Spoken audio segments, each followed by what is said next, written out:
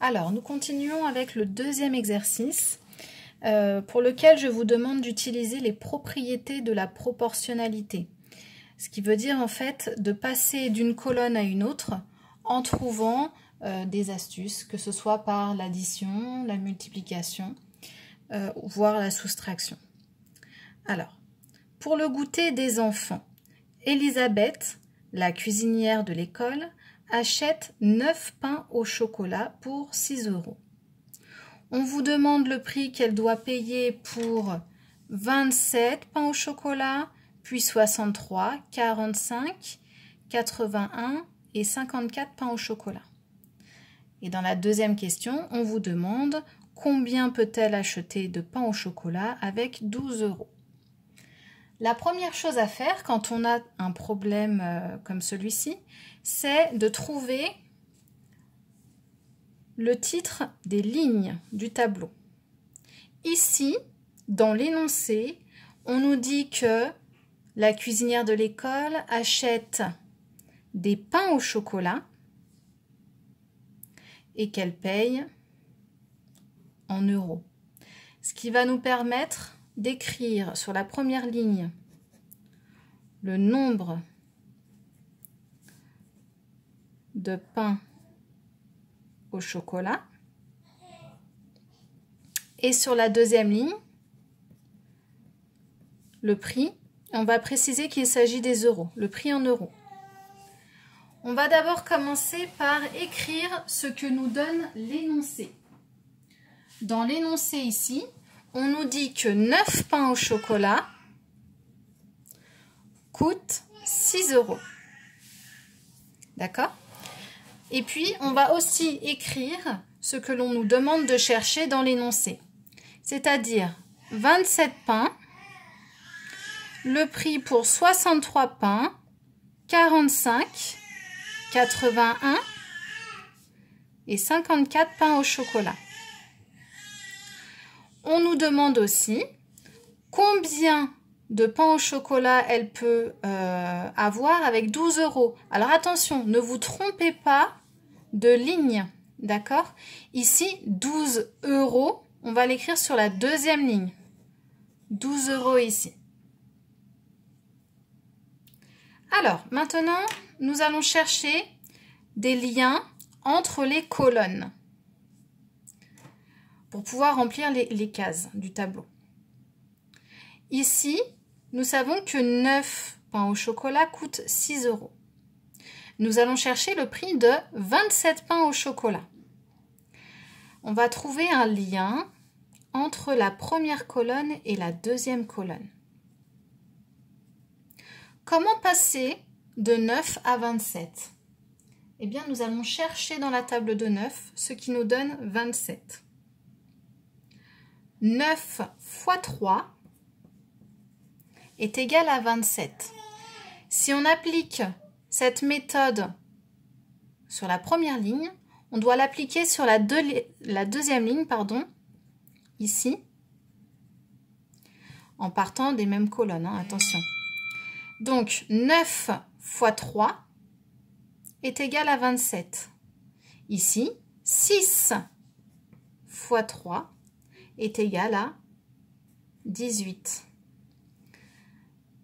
C'est-à-dire que pour 27 pains au chocolat, elle va payer 18 €. On continue. Maintenant, on nous demande de trouver le prix de 63 pains au chocolat. Alors, ici, nous allons chercher le rapport le plus facile entre ces nombres pour trouver 63. Encore une fois, il va être plus facile de partir de la première colonne ici pour arriver à 63, puisque 63 se trouve dans la table de 9. Je pars de 9 pour aller à la troisième colonne. Dans la table de 9, qu'est-ce qui nous donne 63? 9 fois 7. Si je multiplie par 7, sur la première ligne, je multiplie par 7 sur la deuxième ligne, en prenant le soin de vérifier que je suis bien toujours dans les mêmes colonnes, la première colonne jusqu'à la troisième colonne. D'accord? Donc, 9 fois 7 est égal à 42.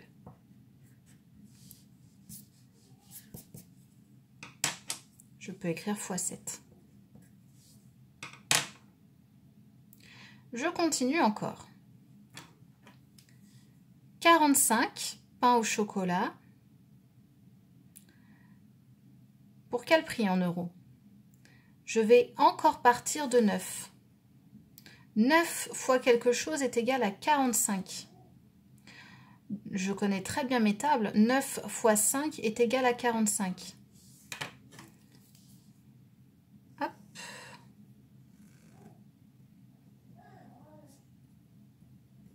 Donc en bas, je pars de la première colonne jusqu'à la quatrième en multipliant par le même nombre, par 5 fois 5. D'accord? Donc 6 fois 5 est égal à 30. Je vais donc payer 30 € pour avoir 45 pains au chocolat. Et je continue encore avec 81. Combien vais-je payer 81 pains au chocolat? Je regarde ce qui m'arrange dans les cases précédentes ici pour arriver à 81. Le plus simple est toujours de partir de 9. 9 fois quelque chose est égal à 81. 9 fois 9 est égal à 81. Je vais également partir de la première colonne pour arriver à celle-ci en multipliant par le même nombre. J'obtiens 6 fois 9 est égal à 54. C'est-à-dire que pour 81 pains au chocolat, je devrais payer 54 €. Et maintenant, pour le prix, pour quel prix vais-je avoir 54 pains au chocolat? Je vais chercher dans les nombres précédents, comment est-ce que je pourrais arriver à 54 en faisant une multiplication toujours? Eh bien, regardez, 9 fois quelque chose est égal à 54. C'est 9 fois 6. Je pars de la première colonne.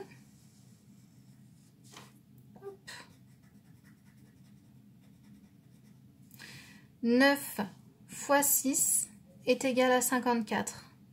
Donc, je fais la même chose en bas pour la deuxième ligne. Je dois multiplier 6 par 6. 6 fois 6 est égal à 36. Donc, 54 pains au chocolat vont me coûter 36 €. J'aurais très bien pu partir de la deuxième colonne ici pour aller à 54 parce que 27 fois 2 est égal à 54. Donc en bas, j'aurais pu écrire 18 fois 2, c'est égal à 36. Avec cette méthode-là, il y a beaucoup de solutions. Je vous présente ici la plus simple. Enfin, dernière question. On vous demande combien peut-elle acheter de pain au chocolat avec 12 €. Donc là, il ne fallait pas tomber dans le piège, hein, je vous l'ai dit tout à l'heure. Il fallait bien écrire 12 sur la deuxième ligne puisqu'il s'agit de 12 €. On va chercher parmi les nombres de la deuxième ligne ce qui va nous arranger pour trouver 12. Alors, le plus simple, ça va être encore une fois de partir de la première case. De 6 pour aller à 12. Eh bien, on peut écrire 6 fois 2. puisque 6 est la moitié de 12. 12 est le double de 6, autrement dit.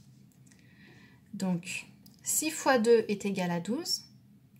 Si j'applique ce mécanisme sur la deuxième ligne en partant de ces colonnes, je dois le faire sur la première ligne également. Je pars de la première colonne pour arriver à la dernière en multipliant par 2. Donc 2 fois 9, 9 fois 2 est égal à 18. C'est-à-dire que pour 12 €, Elisabeth, la cuisinière de l'école, pourra acheter 18 pains au chocolat.